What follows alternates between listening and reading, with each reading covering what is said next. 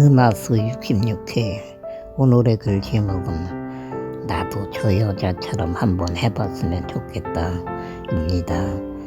사방팔방을 둘러보지만 모두 건강한 사람들입니다. 밖으로 나가고 싶지만 빈틈없이 앉아있는 사람들을 비집고 나갈 방법이 없습니다. 그래 그 사람 말이 맞는 말이다.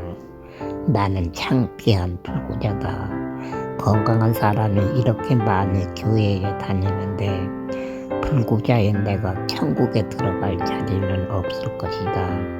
하나님도 건강하고 잘생긴 사람만 좋아할 것이다. 천국에서 나 같은 병신이 무엇을 할 수가 있겠어. 천국에서도 밥이나 죽날 텐데 결국 하나님도 좋아하지 않을 것이다. 그렇다. 나는 그냥 어디를 가든지 창피한 존재일 뿐이다. 속으로 중얼거립니다. 손뼉을 치면서 찬송을 부르는 사람들 모두가 행복해 보이지만 너무나도 작은 육체의 몸, 볼품이 없는 초라한 몸, 너무나도 자신은 초라하다는 생각을 합니다. 자신도 모르게 근심 어린 긴 한숨을 쉽니다. 왠지 모를 서글픈 마음이 가슴 깊은 곳에서 올라옵니다. 북을 치며 찬송을 인도하던 청년이 자리에 앉습니다.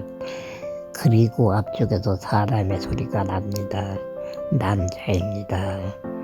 저기가 강단이고 저 사람이 강사인가? 속으로 중얼거립니다. 앞쪽에 3개의 계단이 있고 어두운 키보다 작은 물건이 하나 놓여 있는데 한 명의 남자가 걸어오더니 작은 물건을 손에 들고 말을 합니다. 마이크인데 기근이는 마이크인지 모릅니다. 강사는 여자라고 했는데 중얼거리며 살펴봅니다. 남자 뒤에 2명의 남자와 1명의 여자가 앉아 있습니다.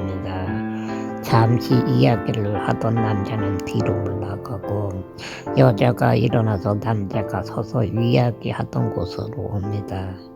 아, 저것이 강단이고 저 남자가 목사님이구나. 기근이는 고개를 끄덕입니다. 생각해보니 남자는 담임 목사님입니다. 그리고 걸어 나와 말하는 여자가 강사라는 것을 알게 됩니다. 여자는 열심히 말을 합니다. 그러나 무슨 말을 하는 것인지 기근이는 알아듣지 못합니다. 듣기 싫어서 거부하는 것이 아니라 여자는 열심히 말하고 있지만 기근이 귀에는 전달되지 않는 것입니다. 그러나 사람들은 가끔 아멘 합니다. 저 여자가 엄마가 말하던 여자 강사이고 이것이 부흥성회하는 것인가 보다 하고 생각했습니다. 아멘은 기도가 끝나면 하는 것인데 왜 사람들은 아멘을 하는 것이지? 도대체 저 여자는 무슨 말을 하고 있는데 사람들이 아멘 하는 것일까 하는 생각에 고개를 갸웃거립니다. 왜 사람들이 여자가 말을 하면 아멘을 하는 것인지 이해가 되지 않는 것입니다. 귀를 기울여 들어보지만 무엇을 말하고 있는 것인지 귀에 전달이 되지를 않는 것입니다. 여자는 40대 후반쯤 되어 보입니다. 미녀도 아니에요. 아줌마입니다. 그런데 이상합니다. 말소리는 알아듣지 못하지만 예쁘게 보입니다. 말도 어찌나 예쁘게 잘하는지 혼자서 말을 하는데도 입이 쉬지를 않습니다. 기근이는 그 모습이 몹시 부러웠습니다. 한마디로 말해서 여자 강사님은 열심히 말씀을 전하고 있지만 기근이는 알아듣지 못하고 있는 것입니다. 재미는 없지만 말을 잘하는 여자가 신기하기도 하고 부러운 것입니다. 나도 저 여자처럼 한번 말해봤으면 좋겠다. 저 여자처럼 저런 곳에서 말해보고 싶다 하고 중얼거립니다. 그러나 사람 취급도 받지 못하는 인생입니다. 혼자서 멋쩍은 웃음을 웃습니다. 그런 생각을 한 것이 부끄러운 것입니다. 자신은 죽었다가 깨어나도 할 수 없을 것이란 생각에 스스로 부끄러움을 느낀 것입니다. 성령, 안수기도 좀 해달랬더니 강사님이 깜빡했다지 뭐예요. 기근이 안수기도를 어제 저녁에 해준다고 했는데 안 해주어서 물어봤더니 글쎄 깜빡 잊어버렸대요. 강사도 그런 걸 다 깜빡하냐. 오늘 저녁에 꼭 안수기도 해주신다고 했어요. 어머님이 아버님에게 한 말입니다. 어제 저녁에 안수기도를 받기로 약속이 되어 있었는데 강사가 깜빡 잊어버린 것입니다. 저녁 부흥이 끝난 후 교회에서 취침을 했습니다. 부흥이가 끝날 때까지 교회에 있기로 한 것입니다. 기근이가 결정한 것이 아니라 부모님이 목사님께 이야기하여 결정이 난 것입니다. 어머니는 집에 갔다가 예배 때마다 왔고 아버지도 교회에서 취침을 했습니다. 아버지와 아들이 교회에서 숙식하기로 한 것입니다. 교회에서 많은 사람들이 숙식했습니다. 멀리서 보따리를 싸들고 온 남자 여자 성도님들이 교회에서 숙식을 한 것입니다. 한쪽에 남자 한쪽에 여자 성도들이 숙식한 것입니다.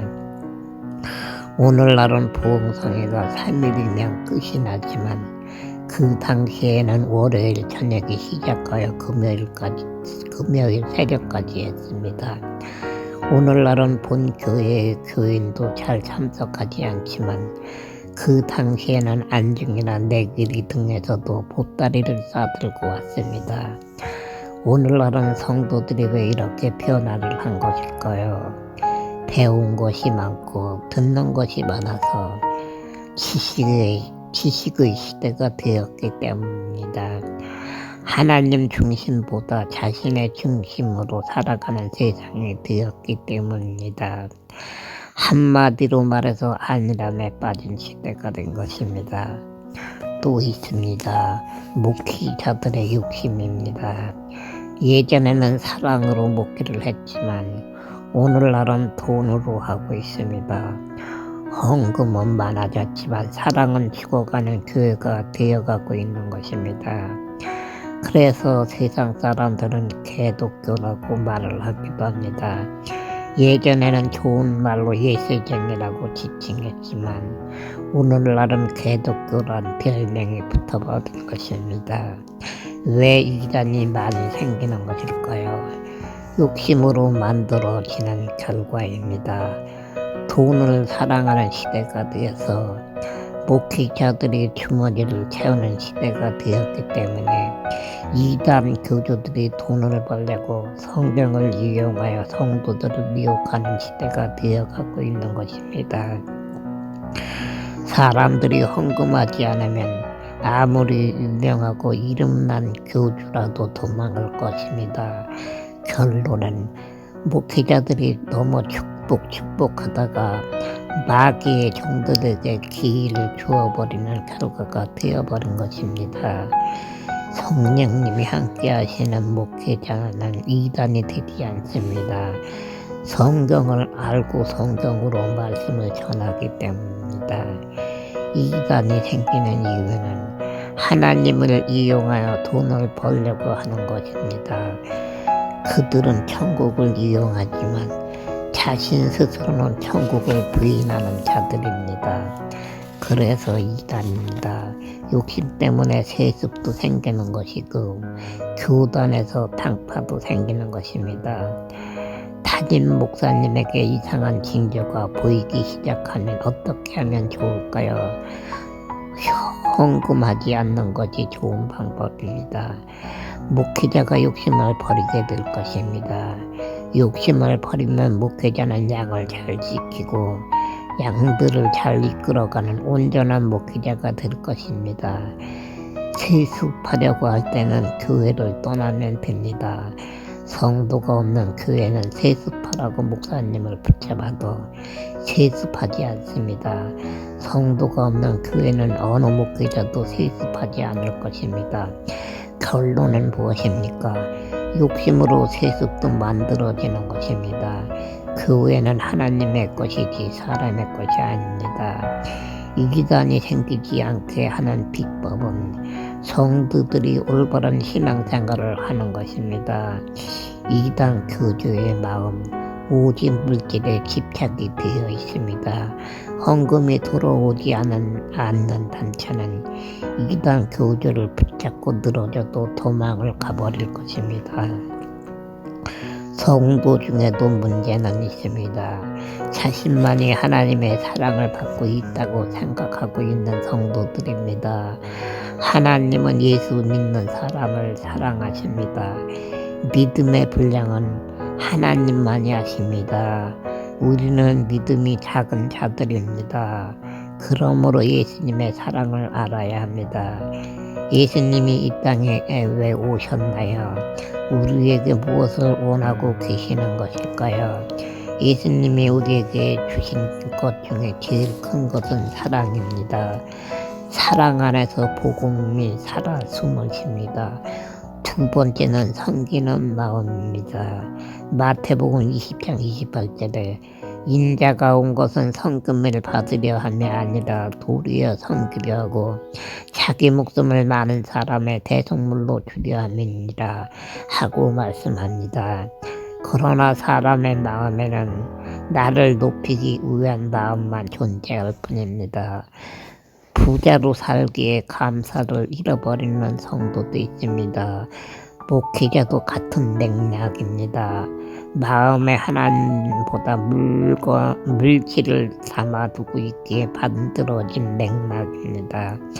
어느 목사님은 부흥이 인도할 때 강단에 올려진 헌금 봉투를 강배상에서 사람들에게 읽어줍니다. 67일에 계속됩니다.